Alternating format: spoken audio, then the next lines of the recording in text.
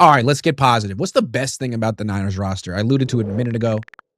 To me, it's not a very promising roster.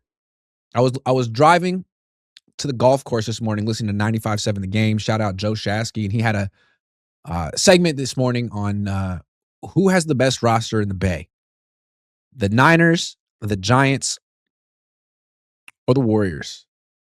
And Shasky said the Giants. I disagree respectfully. I think the Giants are just so not good. I don't like what they're doing at all. They're the most mediocre team in the Bay Area. The Warriors are old and done. Without Steph Curry, they're the worst team in basketball. And then the Niners, look, their youth movement isn't going so well.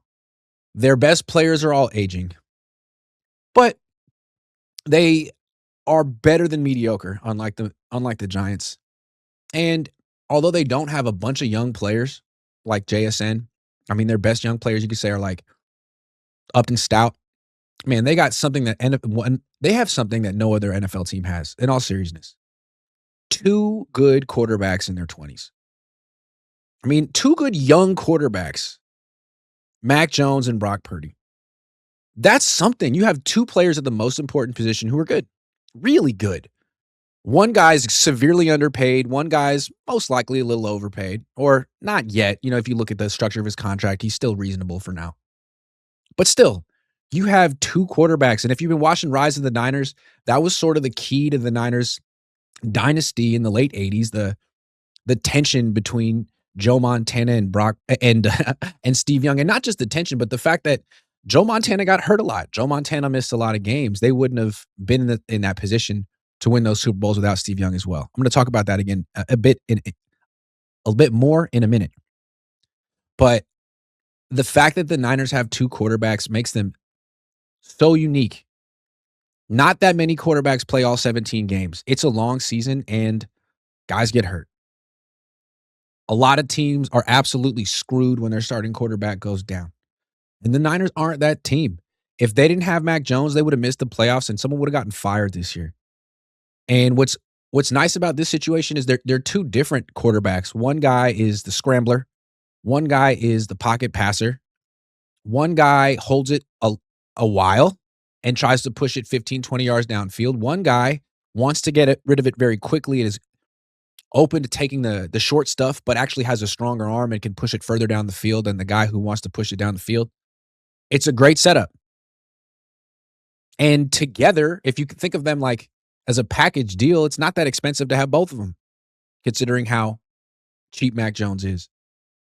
And they have him for one more year. And it'll be interesting to see what happens this year. What if Brock Purdy has another 8 or 9 game season and Mac Jones has another, really good performance in relief? Do the Niners just let Mac Jones walk out the door? Or do they say, you know what? Our franchise quarterback can't stay healthy. We want to stick with Mac. Even though the Niners gave Brock Purdy that extension, they still have the ability to make a decision based on the future, make the right decision about the future. And they don't have to do anything. Another year is going to play out. All you got to do is not trade Mac Jones and see what happens next year. Because what could happen is maybe Brock Purdy takes a step next year, stays healthy, dominates the Seahawks. And then it's like, well, you know what? It's nice to have the backup. It's nice to have the insurance plan, but we don't need him anymore. Brock proved himself. Thanks for everything, Mac Jones. Thanks for motivating Brock to be his best. Or what if Brock continues to get owned by Mike Macdonald? What if Mike Macdonald doesn't own Kyle? He just owns Brock. It's been 4 games in a row that Brock's been awful against Mike Macdonald. What if after next season it's 6 games in a row? And the Niners are like, well, you know what? We have a good team. It's just that our best, our highest paid player at the most important position can't do anything against the one team we got to beat. Yeah. Or maybe Mac Jones gets to face the Seahawks next year and he actually beats them the way he beat the Rams. So it's great that the Niners have these guys because I'm not sure that Brock Purdy is the answer. He's a very good quarterback. If he were making $30 million a year, he'd be the quarterback for this team, but he's not. He's making too much. And the way it looks, it seems to me that teams that are spending this much on quarterbacks ultimately don't win Super Bowls. Even Mahomes isn't making $53 million a year. He makes less. The guys in the 50 range ultimately don't. What Jalen Hurts did, but it was like the first year of his extension and he was still cheap. And I keep going back to like the Russell Wilson contract. The Niners seem very much like that Pete Carroll post dynasty when they gave all that money to Russell Wilson to let him cook and they found out he couldn't. And they traded him soon enough to still get 2 firsts for him. I mean, they got a lot of picks for Russell Wilson. It's one of the main reasons they're so good right now. They traded Russell Wilson in a timely fashion. They got a bunch of assets and they didn't waste them. So the Niners could do the same thing. It's not that Brock isn't good. It's just that it's hard to build a team better than the Seahawks when your quarterback's more expensive than them and not necessarily better than their quarterback. It's hard. So if they can't do it next year and they take another step back and they feel like, well, you know what? Maybe we could just trade Brock for a couple first round picks, build through defense, have a good game manager at quarterback and Mac Jones. That's how the Seahawks won the Super Bowl. So the Niners have flexibility. Who knows who their starting quarterback's going to be in a couple of years?